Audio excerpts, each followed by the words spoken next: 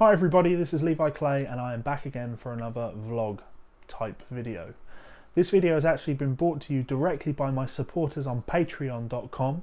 This was made for those guys over there and it's going in my exclusive patron only Facebook group, but obviously we'll come to YouTube at some point where you're probably now seeing it. And the reason I'm making this video is because in this month's transcription challenge we're talking about the subject of transcription and how to go about beginning transcribing.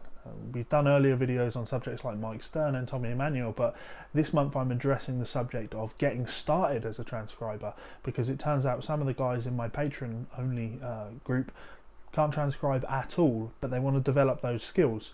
So I thought I'd talk about that subject. If this is something, a community you want to be part of, you can find a link to it below where you can support me on Patreon and gain access to that group. Anyway, so transcription. What is transcription? This is such an interesting question, and as many of you know, it's something I actually do for a living. I'm a professional transcriber. What is a transcription? Well, outside of music, transcribing or transcription is where you would take voice, the way I'm talking now, and you would convert that voice into written form. So it's about taking speech or sound and converting it into another form of media. Speech to text, for example. You would, at least I would have these back in class. I'm probably older than a lot of people that watch these videos, but dictation classes where my teachers would speak and we would have to write out what they were saying. Dictation. So transcription is exactly that, and generally speaking, when you look for transcribers, what they do is they take written words and they convert them into, spoken words, and convert them into written form. University lectures and things like that, or legal, are they typographers maybe? I should probably check that. The people that work in law and they write transcripts of what's being said in court, that is transcription. How does this apply to music, and why is this important? Well, transcription in music is exactly that. It's taking something that is heard, music, and writing it down or converting it into a way that is not how it was originally presented. And the reason I thought that was an important thing to address is because I love podcasts. I listen to a lot of podcasts, and on Guitar Wank, Scott Henderson and Bruce Foreman's podcast, Scott talked about transcribing, not in a negative way, but he said that the most important part of transcribing is the learning to play the thing. In fact, he's never written anything down when he's been transcribing. And alarm bells ring when that's said, because I have to jump in and go, well, that's not transcription. And don't get me wrong, I'm not putting down the art of working things out, working out how to play something and imitating it, but that's exactly what that is. That's imitation. It's not, strictly speaking, in the strictest sense of the words, transcription. Transcription, as I say, is taking something that's heard, be it speech or music, and then converting that to another form of media. So in this case, text or written word, paper or diagrams, even if you like. That's transcription. And of course, what Scott's talking about, which is imitation, that's massively important to your development as a player. You have to, as a musician, have the skill to hear and then replicate what you're hearing on your instrument. But that's a different skill to transcription. Transcription is exactly that. It's hearing something and then writing it down. Now that's a very difficult skill to develop, but what I'm going to do today is I'm going to present you with some of my thoughts on how you go about starting that. For me, I like to draw influence from Scott Henderson on stuff like this, because Scott's been such a massive influence to my playing and my philosophy as a player. And I like to compare everything to language and speech and things like that. Transcription is the art of writing music out. So how can we go about doing that? Unfortunately, if you want to be able to write music out, you have to be able to read music. Now, not to, high level, but you have to have an understanding of what music looks like in its written form. If you don't understand what music looks like in its written form, then there's no way you're going to be able to hear it and have an idea of what it's going to look like if you write it out. That's all there is to it, really. And we can draw that parallel to language. As an example, when you learn to speak a language, generally speaking, the way that's done is via observation. You hear your parents speak and you imitate what they do. And this is kind of the way that Scott's talking about transcription. You hear something on record and you imitate it, and you can learn. You can be completely fluent in a language without ever having seen it written down, without ever having to write it out yourself. In fact, when you talk about illiterate people, people that can't read and write, it doesn't mean they can't speak. It doesn't mean that they can't communicate, and it doesn't mean they don't understand you when you speak to them. It just means that they can't read or write. We could talk about musical illiteracy. It's totally a thing, and it's more and more prevalent in this modern society whereby music doesn't need to be written down anymore. Anyway, that's besides the point. So, when we talk about learning a language by listening, where does the written thing come in to the equation? Where can we give a reason where the written language might be important?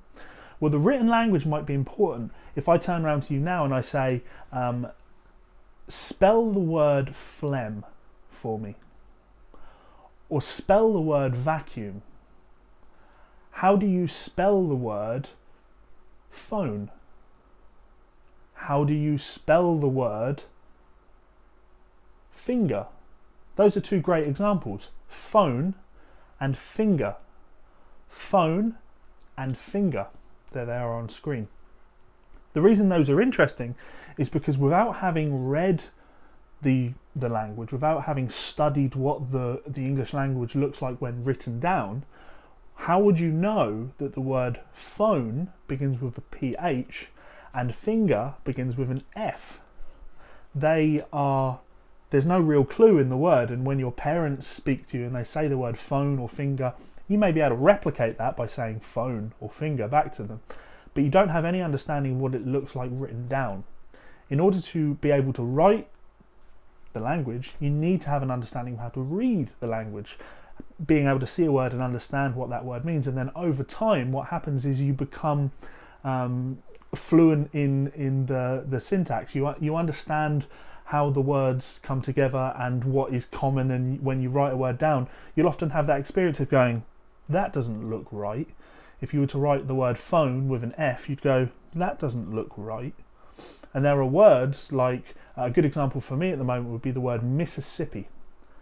We can all say the word Mississippi, but it's one of those infamous, can you spell Mississippi? The answer for me right now is yes, I can spell the word Mississippi. And that's because I've been doing some transcribing and practice, and I've been working on Jerry Reed's Tupelo, Mississippi Flash. Therefore, I've had to look for the word Mississippi when searching for my transcription many times. Therefore, I can spell the word Mississippi, M-I-S-S-I-P-P-I, Mississippi. And it's from seeing the word over and over that has allowed me to be able to write the word down. And that's integral. So how can this benefit you? Well, if you want to begin transcribing and start getting good at transcribing, you have to learn to read. But we can do this easily if we start seeing music, written music, as a language, as words, rather than going, right, here's a piece of music, go away and read it. That can be done, of course, if we break our reading of music down into two areas, which is note recognition and rhythmic recognition. Everything becomes a lot easier. You can practice note recognition and you can practice rhythmic recognition. And from my perspective, once you've nailed rhythmic recognition, then the note recognition is where you can put your efforts. For me, my rhythmic recognition is so high that when I'm reading music now, I don't need to even think about the rhythm. It's just automatic. It's chunking. It's the same way that when we read words, we don't see the word Mississippi or vacuum or any of these words and read it letter at a time. We read it as a whole. So the way we practice this is by working on simple rhythmic motifs. We practice just the rhythm over and over and over. And depending on your level, maybe you start at one beat phrases, maybe you start at bar long phrases, and just practice reading. But if I put this rhythm on screen, for example, there's a rhythm, and this is what that rhythm sounds like. If I read this rhythm over and over and over again, then I'm going to, anytime I see this rhythm, it's automatic. I don't have to think about how do I play this rhythm. We've got the notes there, and I've read this so many times, I don't need to think for 1 second about how that rhythm should sound. In the same way that when you see a complicated word like phlegm, for example, you don't look at that and say, ooh, how do I say that word? Lots of words that might be deceptive in how they're written. Placebo. What other words spring to mind? Falafel. Words that you have to have some sort of experience with to really know how it's said, how it's pronounced. So once we've read that rhythm for a long time, what you'll find is that when it comes to transcribing, anytime you hear that rhythm, you have an understanding of, I know what that looks like on the page. From here on out, it's just about me worrying about the actual note recognition. And it's the same with your reading. Once you know your rhythms, I can look at an entire page and go, well, I don't need to worry about the rhythms. Those are going to come automatically. Now I can focus on making sure I play the right notes because the rhythm's taken care of. So that's my advice for you. And the Berkeley book, Melodic Rhythms for Guitar, the William Levitt book, is excellent for this and it's highly recommended. But essentially, you can do this through your own common sense. Write out as many rhythms as you can. Any books on reading rhythms are going to be fantastic. Don't overkill it. Take a simple rhythm and read it over and over and over. Set up a metronome and read the rhythm for 5 solid minutes. This is how, when it comes to reading complex 16th note syncopations, everything is completely automatic to me because there's only so many permutations of 16th notes that can be written, and there's only so many common ways that you'll have these notes tied together, and because of that, they're all words to me, and they're all words that I've read 100,000 times, and therefore no thought goes into reading them. I worry about the notes. So that's going to be my advice for you guys. You want to put some time into worrying about learning to read rhythms, because if you want to be able to write rhythms, you have to be able to read rhythms. And that's all I have for you. As I say, this video has been brought to you by my fantastic patrons over on patreon.com.